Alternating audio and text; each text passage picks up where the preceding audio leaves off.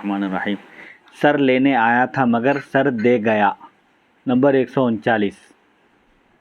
शैबा बिन उस्मान कहते हैं जब नबी करीम सल्लल्लाहु अलैहि वसल्लम ग़ज़वा हुनैन, एक जंग का नाम है, या ग़ज़वा हुनैन में तशरीफ़ ले गए तो मेरे सीने में वो ज़ख़म हरा हो गया जो हज़रत अली और हज़रत हमज़ा रज़ी अल्लाह अन्हुमा ने मेरे बाप और चचा को क़त्ल करके जो ज़ख़म मुझे दिया था वो ज़ख़म फिर गहरा हो गया, हरा हो गया, ताज़ा हो गया।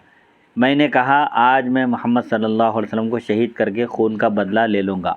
कौन? ये शैबा बिन उस्मान कहते हैं। मैं जंग के दौरान आपके पीछे से आया और आपके करीब होता चला गया, यहाँ तक कि सिर्फ़ इतना फ़ासला रह गया कि मैं तलवार उठाकर आपको शहीद कर डालूँ, मगर अचानक बिजली की तरह चमकता हुआ आग का एक शोला मेरी तरफ लपका, यानी मेरी तरफ तेज़ी से आया। मैंने समझा कि मुझे भस्म कर देगा, यानी जलाकर राख कर देगा। तो मैं उल्टे पाँव भाग खड़ा हुआ, यानी अपना इरादा पूरा नहीं कर सका। नबी करीम सल्लल्लाहु अलैहि वसल्लम ने मेरी तरफ देखकर इरशाद फरमाया, ओ शैबा, और साथ ही अपना हाथ मेरे सीने पर रख दिया। आपने अपना दस्ते मुबारक मेरे सीने पर रख दिया। अल्लाह ने फ़ौरन मेरे सीने से शैतान को निकाल कर बाहर कर दिया। फ़रफ़अतु इलैहि बसरी व हुवा अहब्बु इलैया मिन समई व बसरी व मिन कज़ा। अब जो मैंने आपकी तरफ निगाह उठाकर देखा तो आप मुझे अपने वजूद से भी ज़्यादा अज़ीज़ लग रहे थे। यानी हुज़ूर पाक अलैहिस्सलातु वस्सलाम के दस्ते मुबारक की तासीर ऐसी हुई कि आप सल्लल्लाहु अलैहि वसल्लम ने उनके सीने पर हाथ रखा तो उनका शरह सद्र हो गया और अल्लाह ताला ने उनके दिल में ये डाल दिया ये ख़याल। तो फ़ौरन हुज़ूर पाक अलैहिस्सलातु वस्सलाम उनके नज़दीक खुद उनकी अपनी ज़ात से भी ज़्यादा अज़ीज़ और मुअज़्ज़ज़ हो गए। नंबर 140। हसन बिन जाबिर से रिवायत है कि बनी मुहारिब कबीले का नाम है। बनी मुहारिब के एक शख्स गौरस बिन हारिस ने अपनी कौम से कहा, मैं तुम्हें अभी मोहम्मद सल्लल्लाहु अलैहि वसल्लम का सर ला कर देता हूँ। नौज़ बिल्लाहि मिन ज़ालिक। कौम ने ताज्जुब से कहा, तू उन्हें कत्ल करेगा, शहीद करेगा? चुनांचे वो नबी करीम सल्लल्लाहु अलैहि वसल्लम के पास जा पहुँचा। आप तशरीफ़ फरमा थे और झोली में तलवार थी। वो कहने लगा, ऐ मोहम्मद सल्लल्लाहु अलैहि वसल्लम, मैं तुम्हारी तलवार देख सकता हूँ? यानी हुज़ूर पाक अलैहिस्सलातु वस्सलाम के पास तलवार थी। ये शख्स आया और पूछा, क्या मैं आपकी तलवार देख सकता हूँ? क्या आप मुझे अपनी तलवार बता सकते हैं? फरमाया, हाँ। तो उसने आपकी तलवार उठाई और हवा में लहराने लगा, यानी तलवार लेकर जैसे कत्ल करने वाले तलवार को हिलाते हैं, लहराते हैं, इस तरह की हरकत करने लगा। मगर अल्लाह उसे नामुराद करने वाला था, यानी अल्लाह ताला की आप हिफाजत में थे, इसलिए कोई आपका कुछ बिगाड़ नहीं सकता था। कहने लगा, ऐ मोहम्मद सल्लल्लाहु अलैहि वसल्लम, क्या आप मुझसे डरते नहीं? यानी मेरे हाथ में तलवार है, मैं चाहे तो आपको शहीद कर दूं, क्या आपको डर नहीं हो रहा है? फरमाया, नहीं, मैं तुमसे क्यों डरूंगा? कहने लगा, मेरे हाथ में तलवार है, फिर भी आप मुझसे नहीं डरते। आमतौर पर फितरी तौर पर क्या है, किसी के हाथ में अगर हथियार हो, तलवार हो, तो कोई भी हो, फितरी तौर पर खौफ और डर तारी होता है। लेकिन आप सल्लल्लाहु अलैहि वसल्लम बिल्कुल मुतमईन थे, ज़रा भी आपको खौफ नहीं था। उसने कहा, मेरे हाथ में तलवार है, फिर भी आपको मुझसे डर नहीं? आपने फरमाया, नहीं, क्योंकि मेरा मुहाफ़िज़ तो मेरा खुदा है, यानी अल्लाह मेरी हिफाजत करने वाला है। ये सुनते ही उसने तलवार म्यान में डाली। तलवार रखने का जो होता है कवर, तलवार को उसने कवर में रखा और नबी करीम सल्लल्लाहु अलैहि वसल्लम को तलवार वापस कर दी। इस मौके पर अल्लाह ताला ने ये आयत उतारी, या अय्युहल्लज़ीना आमनू उज़्कुरू निअमतल्लाहि अलैकुम इज़ हम्मा कौमुन अन यबसुतू इलैकुम अयदियहुम फ़कफ़्फ़ अयदियहुम अन्कुम। सूरह माइदा आयत नंबर 11। तर्जुमा, ऐ ईमान वालो, ख़ुद पर अल्लाह की नेमत को याद करो जब एक कौम ने तुम्हारी तरफ अपना हाथ बढ़ाना चाहा, यानी तुमको नुकसान पहुंचाना चाहा, तो अल्लाह ने उनके हाथ तुमसे रोक दिए। नंबर 141। जाबिर रज़ी अल्लाहु अन्हु से रिवायत है कि हम एक मरतबा किसी जंग से वापस हुए। रास्ते में वादी ज़ातुर रिक़ा, एक वादी का नाम है, वादी ज़ातुर रिक़ा में हमने पड़ाव किया, यानी क़ियाम किया।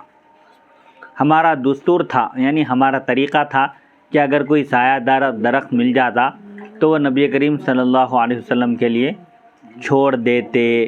چنانچہ آپ درخت کے نیچے آرام فرما تھے اور آپ کی تلوار درخت سے لٹک رہی تھی۔ آرام کرنے کے لیے آپ نے تلوار اپنے سے الگ کی اور درخت سے لٹکا دی۔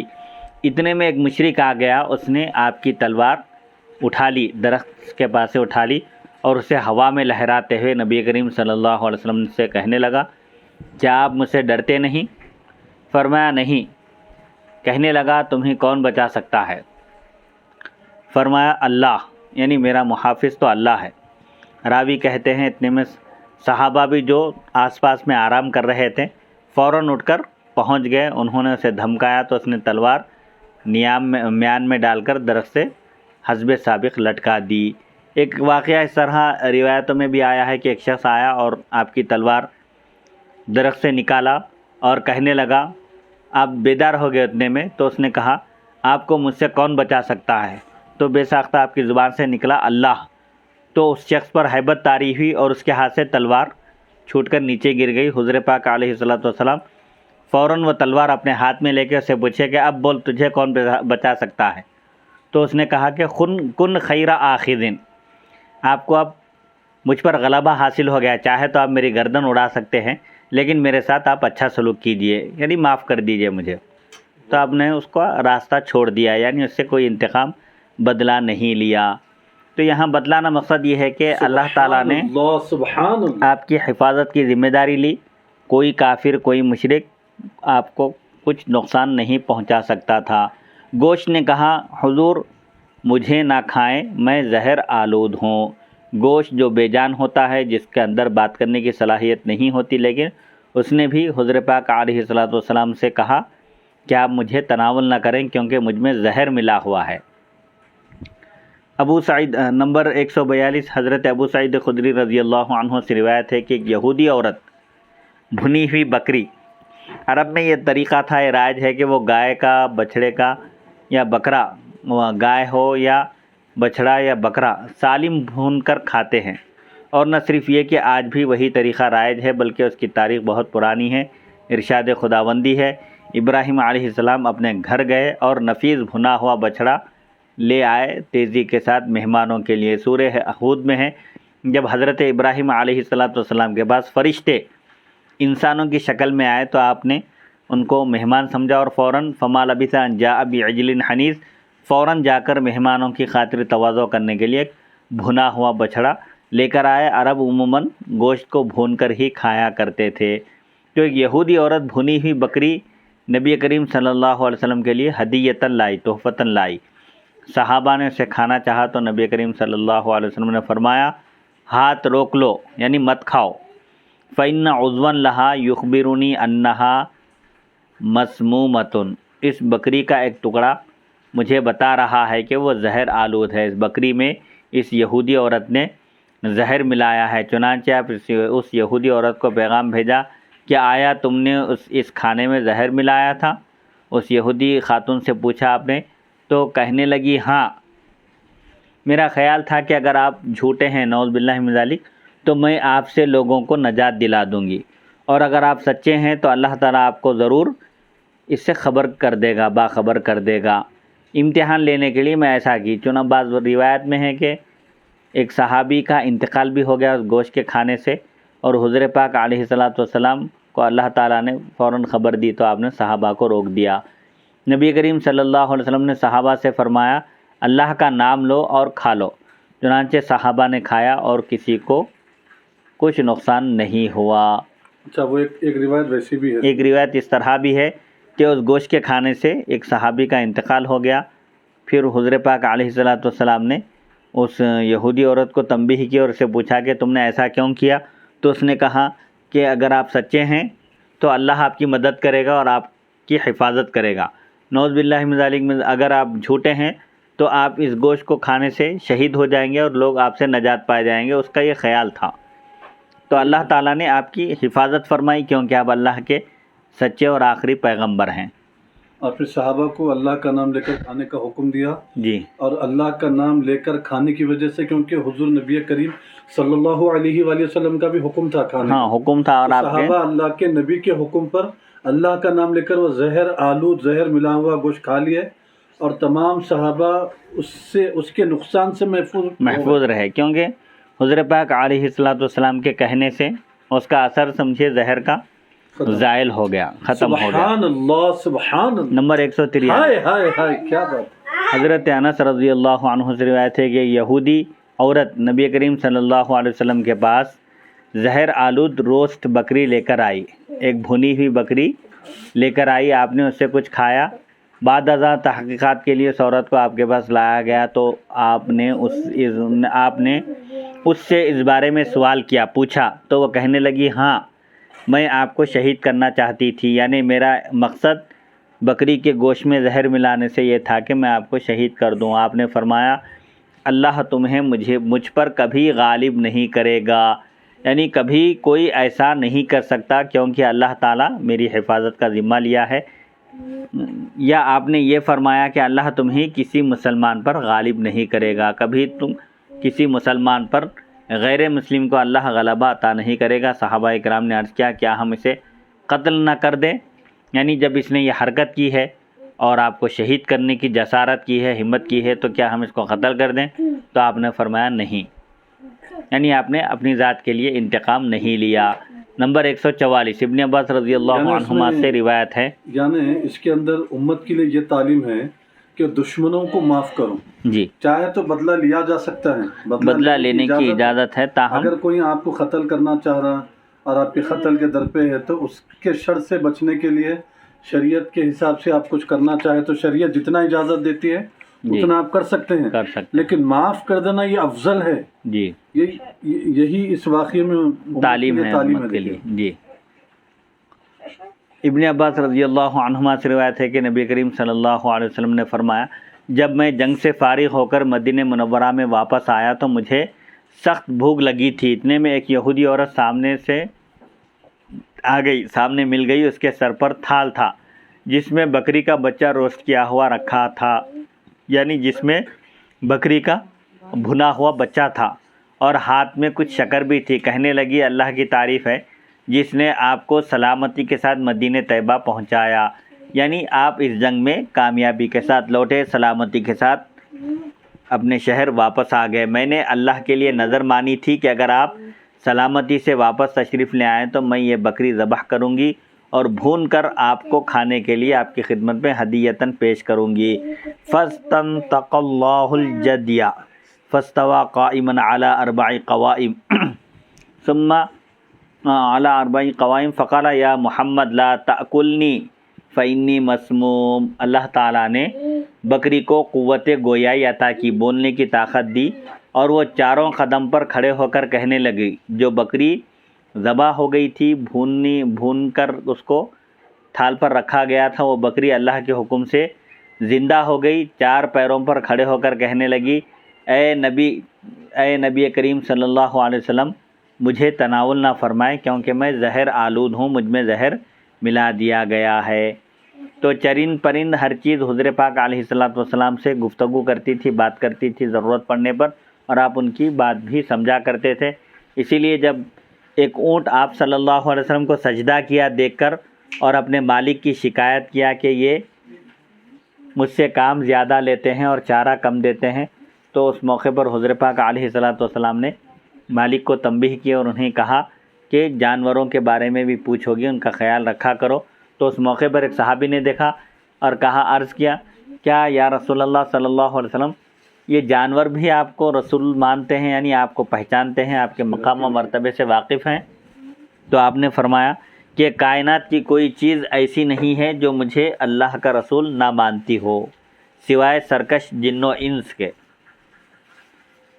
پرندے نے آپ کی نالین مبارک سے سانپ نکال کر باہر کیا۔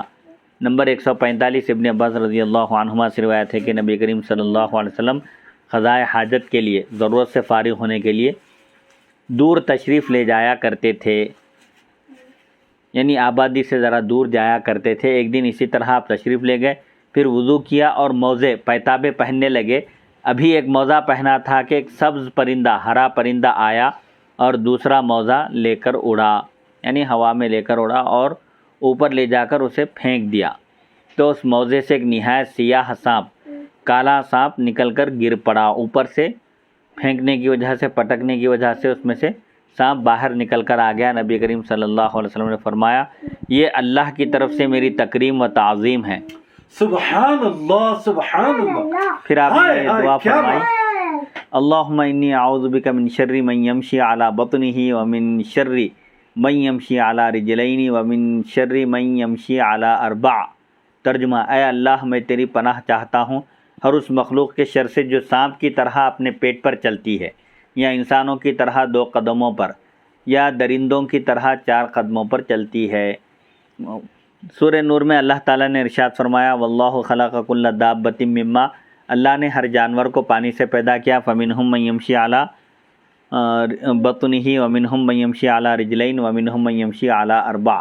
یعنی یہ جو جانور ہیں، بعض جانور پیٹ کے بل چلتے ہیں جیسے سانپ ہے، اور بعض پرندے 2 پیروں کے بل چلتے ہیں، اور بعض جانور ایسے ہیں جو 4 پیروں کے بل چلتے ہیں۔ تو آپ صلی اللہ علیہ وسلم نے 2 پیروں پر، 4 پیروں پر اور پیٹ کے بل چلنے والے جانوروں سے اللہ تعالیٰ کی پناہ طلب کی ہے۔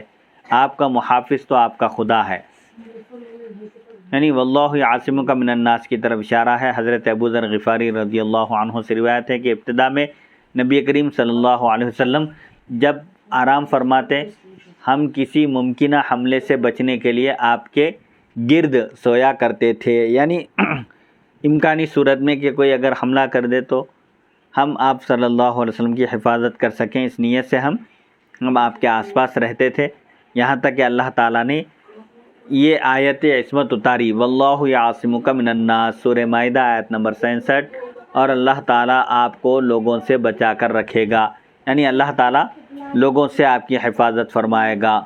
وہ آپ کو پتھر مارنا چاہتا تھا مگر ہاتھ پتھر سے چمٹ گئے۔ یہ بھی ایک واقعہ ہے۔ نمبر 146، معتمر بن سلیمان اپنے والد سے روایت کرتے ہیں کہ قبیلے بنی مخزوم کا ایک آدمی ہاتھ میں پتھر اٹھائے نبی کریم صلی اللہ علیہ وسلم کو مارنے کے لیے آیا۔ اس وقت آپ اپنی جبین نیاز یعنی اپنی پیشانی در توحید پر رکھے ہوئے تھے، یعنی آپ سجدے میں تھے، اس وقت اللہ کی بارگاہ میں آپ سجدہ کر رہے تھے۔ اس نے اپنا ہاتھ اٹھایا تاکہ سجدے میں ہی آپ کا سر پتھر سے کچل دے، نعوذ باللہ من ذالک، فیبست یدہ علی الحجر فلم یستطع ارسال الفہر من یدہ۔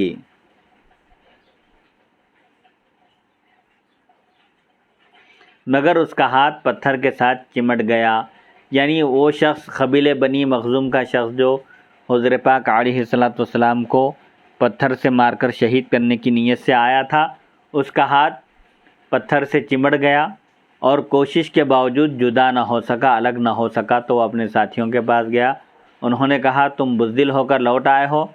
کہنے لگا میں نے بزدلی نہیں دکھائی مگر یہ ہاتھ چمٹ گیا ہے اور کوشش کے باوجود پتھر سے جدا نہیں ہوا۔ اب وہ بڑے حیران ہوئے، دیکھا تو واقعی اس کی انگلیاں پتھر کے ساتھ چمٹ گئی تھیں۔ انہوں نے بڑی کوشش کے بعد انگلیاں چھڑوائیں اور کہنے لگے یہ بات تو واقعی حقیقت میں قابل غور ہے، غور کرنے کی بات ہے کہ ایسا عام طور پر نہیں ہوتا، لیکن تم نے حضور پاک علیہ الصلوۃ والسلام کو شہید کرنے کی نیت سے پتھر اٹھایا تھا تو اللہ تعالیٰ نے آپ کی حفاظت فرمائی اور پتھر کے ساتھ تمہاری انگلیوں کو چمٹا دیا۔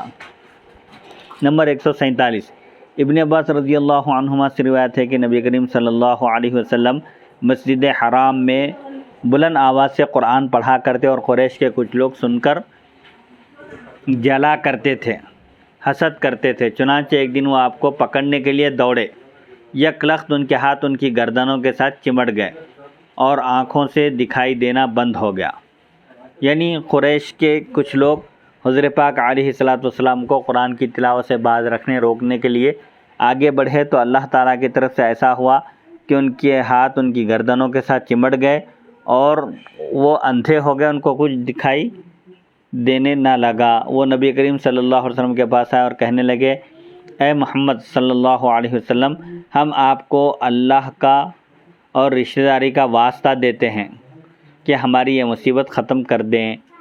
یعنی حضور پاک علیہ الصلوۃ والسلام سے انہوں نے درخواست کی، گزارش کی کہ آپ کو ہم سے جو رشتہ داری ہے اس رشتہ داری کا اور اللہ کا واسطہ کہ ہمارے اوپر یہ جو مصیبت آئی ہے ہماری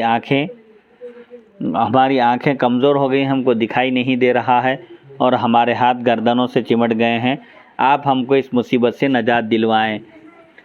نبی کریم صلی اللہ علیہ وسلم کا قریش کے قریباً ہر قبیلے سے کچھ نہ کچھ رشتہ تھا، قبائل سے آپ کی کچھ نہ کچھ رشتہ داری تھی، آپ نے ان کے لیے دعا فرمائی تو ان کی یہ مشکل حل ہو گئی، چنانچہ اللہ تعالیٰ نے یہ آیات نازل فرمائی، اعوذ باللہ من الشیطان الرجیم، یاسین والقرآن الحکیم انک لمن المرسلین علی صراط مستقیم الی قولہ لا یؤمنون، قسم ہے، ترجمہ مجھے قسم ہے حکمت والے قرآن کی، بے شک آپ رسولوں میں سے ہیں، انک لمن المرسلین، کفار نے کہا تھا ویقول الذین کفروا لست مرسلا، کیا آپ رسول نہیں ہیں؟ تو ان کی تردید کرتے ہوئے، ان کے کی بات کو رد کرتے ہوئے اللہ تعالیٰ فرماتا ہے یقیناً آپ مرسلین میں سے ہیں اور سیدھے راستے پر گامزن ہیں، آپ چل رہے ہیں، صراط مستقیم پر ہیں آپ۔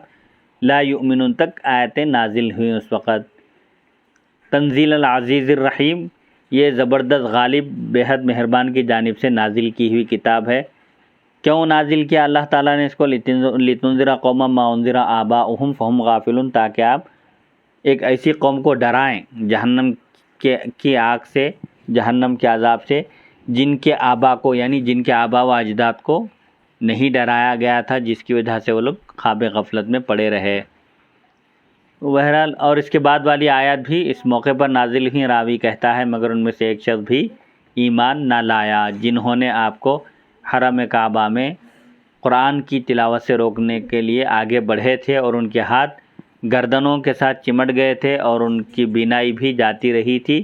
انہوں نے پھر گڑ گڑا کر حضرت پاک علیہ السلام سے درخواست کی، ریکویسٹ کی اور رشتہ داری کا واسطہ دیا، تو آپ نے اللہ تعالیٰ سے التجا کی، ان کے لیے دعا فرمائی، جس کے نتیجے میں پھر وہ ٹھیک ہو گئے، لیکن انہیں ایمان کی توفیق نہیں ملی۔ جب قریش نے آپ کے گھر کا محاصرہ کیا، یعنی آپ کے گھر کا گھیراؤ کیا۔ نمبر 148، ابن عباس رضی اللہ عنہما سے روایت ہے کہ جب قریش نے دیکھا کہ نبی کریم صلی اللہ علیہ وسلم کے ساتھی بڑھ رہے ہیں، آپ پر ایمان لانے والوں کی تعداد دن بدن بڑھتی جا رہی ہے اور کچھ لوگ باہر سے آ کر بھی حلقہ اسلام میں داخل ہونے لگے ہیں، صرف مکہ ہی نہیں بلکہ دوسرے شہروں سے بھی لوگ آ کر اسلام قبول کر رہے ہیں، تو انہیں محسوس ہوا کہ یہ تحریک قوت پکڑ گئی ہے، آہستہ آہستہ یہ تحریک بڑھتی جا رہی ہے، مضبوط سے مضبوط تر ہوتی جا رہی ہے، ممکن ہے کہ نبی کریم صلی اللہ علیہ وسلم ہمارے خلاف اعلان جنگ نہ کر دیں، کہیں ایسا نہ ہو کہ لوگوں کی تعداد بڑھنے کے بعد آپ صلی اللہ علیہ وسلم ہم سے جنگ نہ کر بیٹھیں۔ تو دارالندوہ میں ان کا اجتماع ہوا، ایک مشورے کرنے کی ایک جگہ تھی ان کی عرب کی، وہاں سب قبائل جمع ہوئے، ان کا اجتماع ہوا۔ یہ قصی بن کلاب کا گھر تھا۔ یہ قصی حضرت پاک علیہ السلام کے اجداد میں آتے ہیں، عبداللہ بن عبد المطلب بن ہاشم بن عبد مناف بن قصی، عبد مناف کے والد قصی ہیں۔ یہ قصی بن کلاب کا یہ مکان تھا جہاں قریش جمع ہو کر اجتماعی فیصلے کیا کرتے۔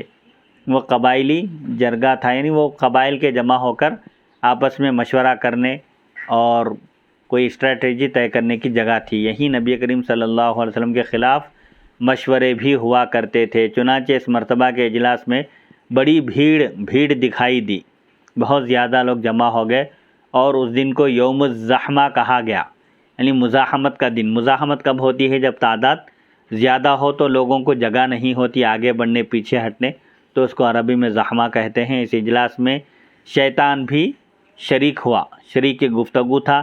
وہ ایک موٹا سا کمبل اوڑے جلیل القدر بوڑھے آدمی کی شکل میں آ کر نمودار ہوا، یعنی شیطان بھی وہاں ایک انسان کی شکل میں، بوڑھے آدمی کی شکل میں کمبل اوڑھ کر آیا اور کہنے لگا نجد کے شیخ نے تمہارے اس اجلاس کی اطلاع پائی۔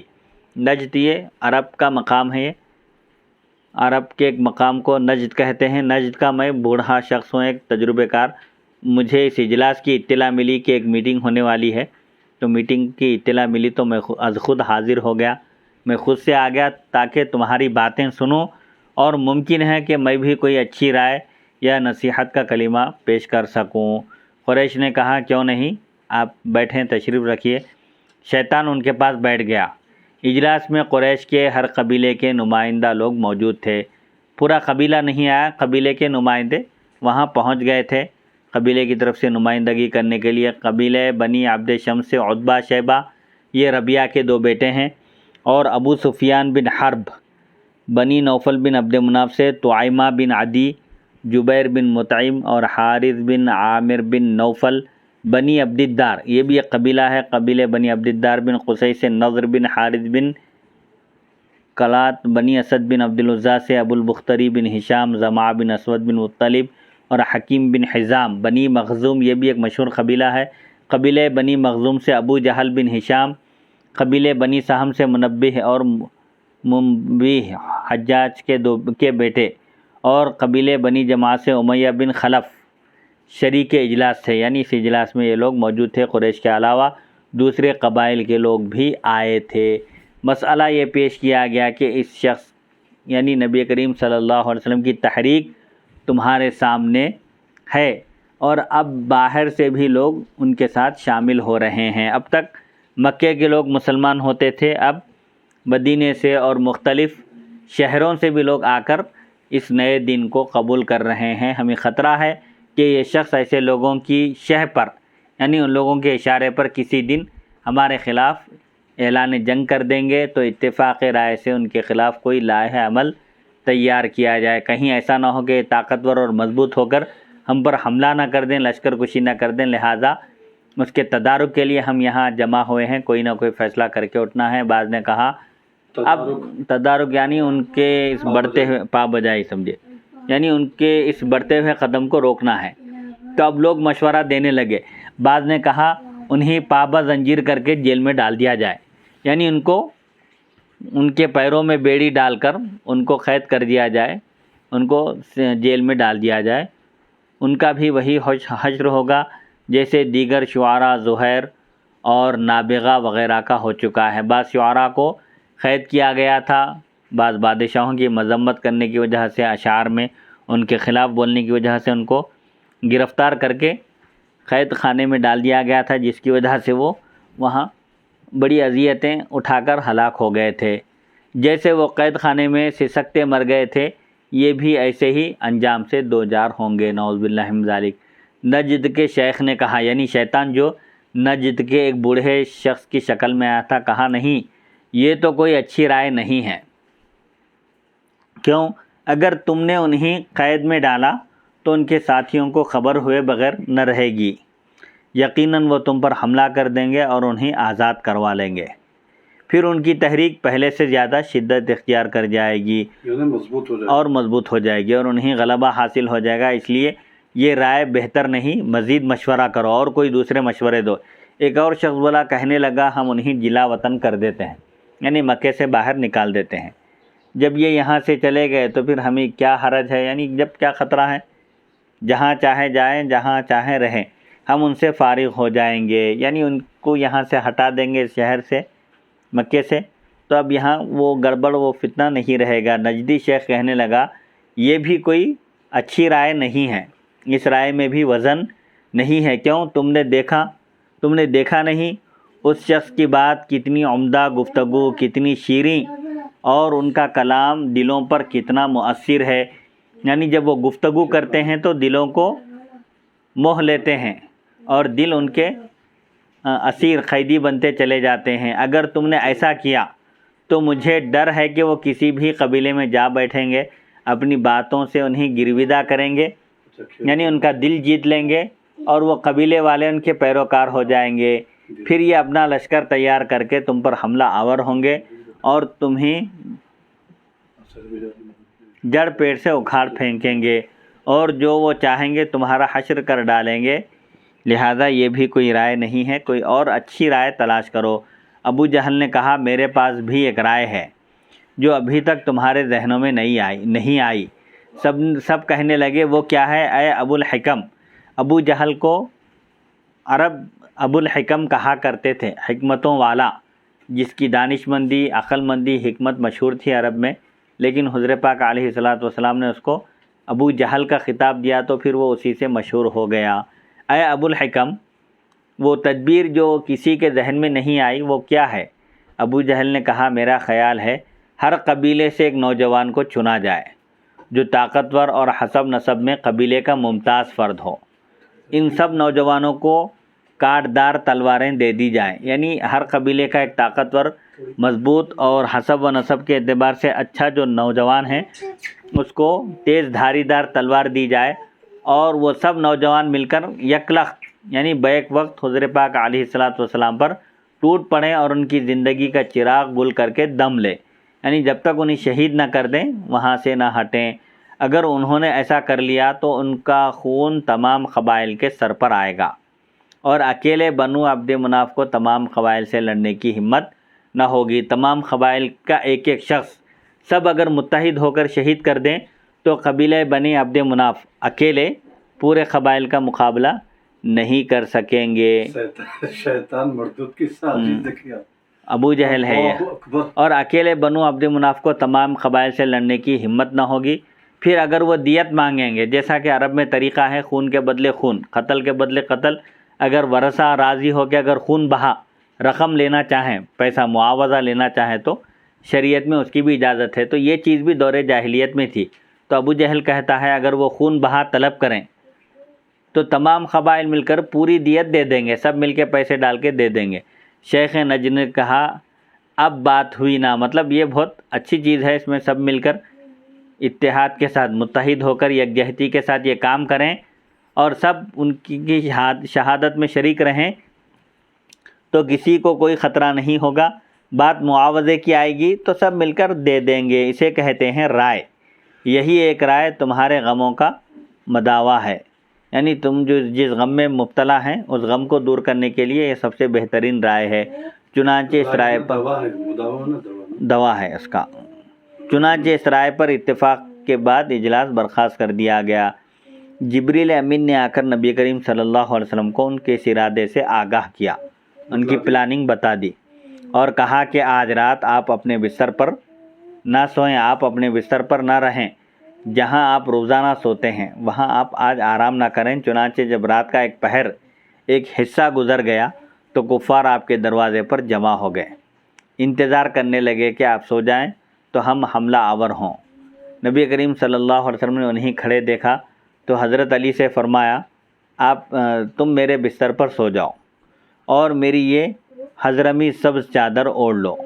آپ اپنی چادر دی اور فرمایا کہ اے علی میرے بستر پر آرام کرو آج کی رات، وہ تمہارا کچھ بھی نہیں بگاڑ سکیں گے، یعنی وہ تم کو کچھ نقصان نہیں پہنچا سکتے۔ نبی کریم صلی اللہ علیہ وسلم ہمیشہ اسی چادر میں سویا کرتے تھے، جب آپ آرام فرماتے تو وہ چادر اوڑھا کرتے تھے۔ ابن اسحاق مشہور سیرت نگار کہتے ہیں مجھے یزید بن ابی زیاد نے محمد بن کعب قرظی سے روایت کر کے بتلایا کہ نوجوانان قریش آپ کے دروازے پر پہنچے تو ابو جہل بھی ان کے ساتھ تھا۔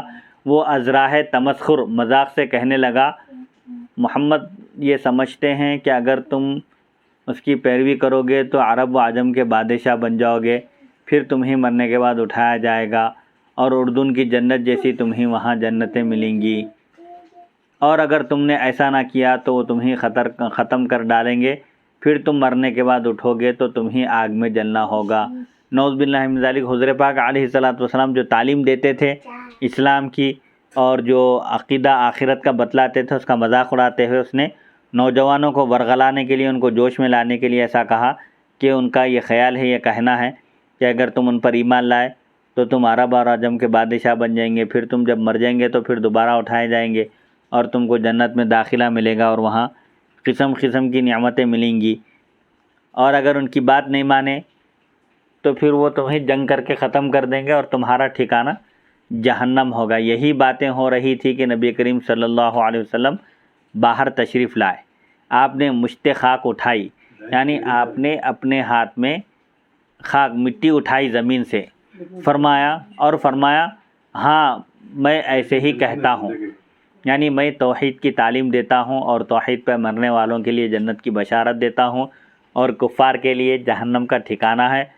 اور تمہارا بھی یہی حشر ہوگا، یعنی اسلامی تعلیم یہی ہے، میں توحید کا پرچار کرتا ہوں اور تمہارا بھی حشر یہی ہوگا۔ حضور نے دروازے کے پاس تشریف لا کر فرمایا، اتنے میں اللہ نے ان کی آنکھوں کا نور بند کر دیا۔ کافر جو دروازے پر ٹھہرے ہوئے تھے آپ کو شہید کرنے کے لیے تلوار لے کر، اللہ تعالیٰ نے ان کی آنکھوں کو بند کر دیا، انہیں کچھ سجھائی نہ دیتا تھا اور کچھ ان کو دکھائی نہ دیتا تھا۔ نبی کریم صلی اللہ علیہ وسلم ان کے سروں پر تھوڑی تھوڑی مٹی ڈالنے لگے۔ اس وقت آپ یہ آیت تلاوت کر رہے تھے، یاسین والقرآن الحکیم انک لمن المرسلین الی قولہ فہم لا یبصرون انا جعلنا فی اعناقہم اغلالا فہی الی الاذقان فہم مقمحون وجعلنا من بین ایدیہم سدا، یعنی اور ہم نے ان کے سامنے ایک سد آڑ بنائی، ایک حجاب بنایا، اور ان کے پیچھے ایک حجاب ہے، فاغشیناہم، اور ہم نے ان کے آنکھوں پر پردہ ڈال دیا، فہم لا یبصرون، اب یہ دیکھ نہیں پاتے، دیکھ نہیں سکتے۔ تو حضور پاک علیہ الصلاۃ والسلام اپنے دست مبارک میں آپ نے زمین سے مٹی اٹھائی اور اس پر کچھ پڑھ کر پھونکا، اس کے بعد اس مٹی کو ان کی طرف آپ نے پھینکا تو ان کی نگاہیں بند ہو گئی، آپ ان کے سامنے سے گزرے لیکن وہ آپ کو نہیں دیکھ پائے۔ آپ صلی اللہ علیہ وسلم نے سورہ یاسین کی ان آیتوں کی تلاوت فرمائی۔ قسم ہے مجھے حکمت والے قرآن کی، یقیناً آپ رسولوں میں سے ہیں، پیغمبروں میں سے ہیں، اس قول تک کہ آپ وہ دیکھ نہیں پاتے، یعنی 5-6 آیتیں آپ نے تلاوت فرمائی، جس کی ایک آیت کا مفہوم یہ ہے کہ ہم نے ان کے آگے اور پیچھے پردے ڈال دیے اور ان کی آنکھوں پر بھی ہم نے پردہ ڈال دیا، جس کی وجہ سے وہ لوگ نہیں دیکھ سکتے۔ اس کے بعد والی آیات بھی آپ نے تلاوت فرمائی۔ جب آپ ان آیات کی تلاوت سے فارغ ہوئے تو ان میں کوئی شخص ایسا نہ بچا تھا جس کے سر پر آپ نے کچھ مٹی نہ ڈالی ہو، پھر آپ جدھر جانا چاہتے تھے تشریف لے گئے۔ سبحان اللہ، سبحان اللہ، ہائے ہائے ہائے۔ حفیظ جالندری نے یہاں خوب منظر کشی کی ہے، اس واقعے کو انہوں نے اشعار میں نظم کیا۔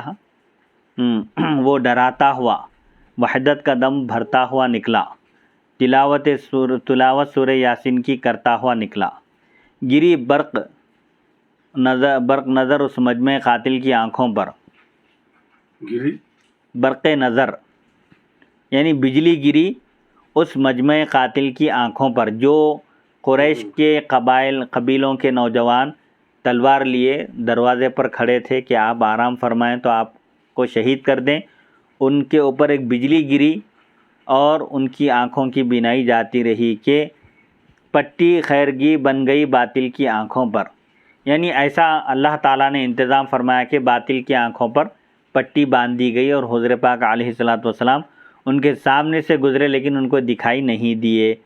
سبحان اللہ۔ کھینچی ہی رہ گئی خون ریز و خون آشام شمشیریں، شمشیر تلوار جو نیام سے نکال کر باہر تیار رکھے تھے انہوں نے آپ کو شہید کرنے کے لیے، وہ جیسے کہ ویسے ہی رہ گئی، کسی نے کھینچ دی ہوں جس طرح کاغذ کی تصویریں۔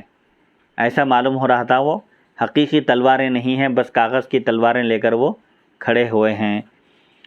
خدا نے خاک کے غفلت ڈال دی کفار کے سر میں، رسول پاک پہنچے حضرت صدیق کے گھر میں۔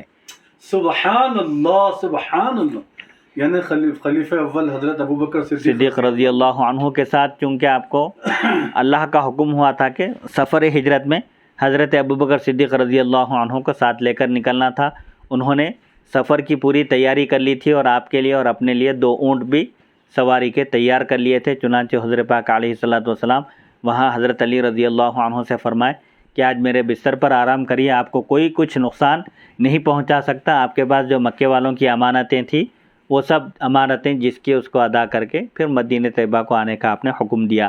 تو یہاں سے آپ کیا کیے، کفار ادھر ابھی آپ کے تعاقب میں تلاش میں تھے، آپ کے انتظار میں تھے باہر نکلنے کے، آپ ان کے سامنے سے نکل گئے مٹی پھینک کر ان کی طرف، اور ان کی آنکھوں پر اندھیرا چھا گیا، انہیں کچھ دکھائی نہیں دیا، اور آپ صلی اللہ علیہ وسلم وہاں سے حضرت ابوبکر صدیق رضی اللہ عنہ کے گھر تشریف لے گئے۔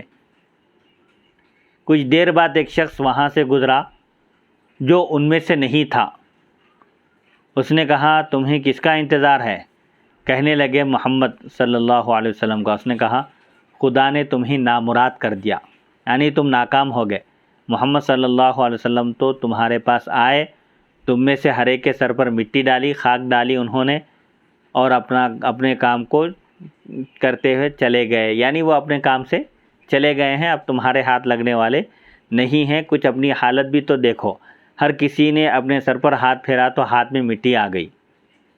اب یہ ایڑیاں اٹھا کر دیکھنے لگے، مگر وہاں گھر میں تو بستر پر حضرت علی ردائے رسول تانے محو خواب تھے، یعنی حضرت پاک علیہ الصلاۃ والسلام کی چادر اوڑھ کر آپ آرام فرما رہے تھے۔ کہنے لگے قسم بخدا یہ محمد صلی اللہ علیہ وسلم ہیں جو اپنی چادر میں آرام کر رہے ہیں۔ چنانچہ صبح تک وہیں کھڑے رہے، صبح حضرت علی اٹھے تو کفار نے کہا بخدا رات والے شخص نے ہمیں صحیح بتلایا تھا، جس نے کہا کہ محمد صلی اللہ علیہ وسلم چلے گئے ہیں یہاں سے تمہارے سامنے سے اور تمہیں نظر نہیں آئے۔ چنانچہ اس واقعے کے متعلق یہ آیت نازل ہوئی وَإِذْ يَمْكُرُ بِكَ الَّذِينَ كَفَرُوا لِيُثْبِتُوكَ أَوْ يَقْتُلُوكَ أَوْ يُخْرِجُوكَ وَيَمْكُرُونَ وَيَمْكُرُ اللَّهُ وَاللَّهُ خَيْرُ الْمَاكِرِينَ۔ ترجمہ: جب کافر آپ کے متعلق مشورہ کر رہے تھے کہ آپ کو قید کر دیں یا شہید کر دیں یا وطن سے باہر کر دیں، تو وہ اپنی تدبیر کر رہے تھے اور اللہ اپنی تدبیر کر رہا تھا، سبحان اللہ، سبحان اور اللہ سب سے بہترین تدبیر کرنے والا ہے۔ معلوم ہوا کہ عرب کے وہ شہزور اور جنگجو نوجوان جو نبی کریم صلی اللہ علیہ وسلم کو شہید کرنے آئے تھے، ساری رات باہر کھڑے رہے اور انہیں دروازہ توڑ کر یا دیوار سے کود کر اندر جانے کی ہمت نہ ہوئی۔ کبھی آپ نے قاتلوں کا ایسا گروہ دیکھا ہے جو ہر قسم کے اسلحے سے لیس ہو کر، یعنی جس کے پاس ہر قسم کے ہتھیار ہوں، ہر قسم کے اسلحہ سے ہتھیار سے لیس ہو کر ایک نہتے آدمی کو مارنے کے لیے جائے، مگر ساری رات ان کے دروازے کے سامنے کھڑے کھڑے گزار دے اور ایک قدم آگے بڑھانے کی انہیں جرأت نہ ہو سکے؟ ایسا ہو سکتا ہے؟ عام طور پر اگر کوئی گروپ، کوئی جماعت کسی کو قتل کرنے کا ارادہ کرے تو وہ اپنا ارادہ پورا کر کے رہتی ہے، وہ انتظار نہیں کرتی، لیکن اللہ کا انتظام یہاں ایسا تھا کہ یہ عرب کے، قریش کے اور مختلف قبیلے کے نوجوان جنگجو جو اپنی طاقت میں اپنی مثال آپ تھے، ایسے جنگجو اور نوجوان بہادر حسب نسب کے اعتبار سے بھی جو اعلیٰ درجے کے تھے، وہ لوگ ساری رات کھڑے رہے دروازے کے باہر، لیکن ان کی ہمت نہیں ہوئی گھر کے اندر جا کر شہید کرنے کی یا دیوار کود کر جانے کی۔ یہ بھی اللہ کی طرف سے حفاظتی انتظام تھا۔ سبحان اللہ۔ کسی شاعر نے کیا خوب کہا، جس کے آگے گردنیں جھک گئی اس خدا داد شوکت پہ لاکھوں سلام، جس کے آگے سروراں خم رہے اس سرتاج رفعت پہ لاکھوں سلام۔ جو خود اپنے وقت کے بادشاہ تھے، سلاطین تھے یا شہزور پہلوان تھے اور جنگجو بہادر تھے، وہ بھی اپنے سر جھکا دیے حضور پاک علیہ الصلوۃ والسلام کے آگے۔ یاد رہے اس حدیث کو بہت سے محدثین نے روایت کیا ہے۔ ابن اسحاق نے سیرت، ابن ہشام میں، ابن سعد نے طبقات میں متعدد طرق سے، یعنی کئی سندوں سے طبقات میں، اور طبرانی، امام احمد بن حنبل اور ابن حبان نے اپنی اپنی مسند میں اسے روایت کیا ہے۔ نمبر 149 عروہ بن زبیر رضی اللہ عنہما سے روایت ہے کہ نضر بن حارث اکثر نبی کریم صلی اللہ علیہ وسلم کو ایذا پہنچاتا تھا اور آپ کے پیچھے پڑا رہتا تھا۔ ایک مرتبہ دن کے 12 بجے سخت گرمی میں نبی کریم صلی اللہ علیہ وسلم قضائے حاجت کے لیے نکلے۔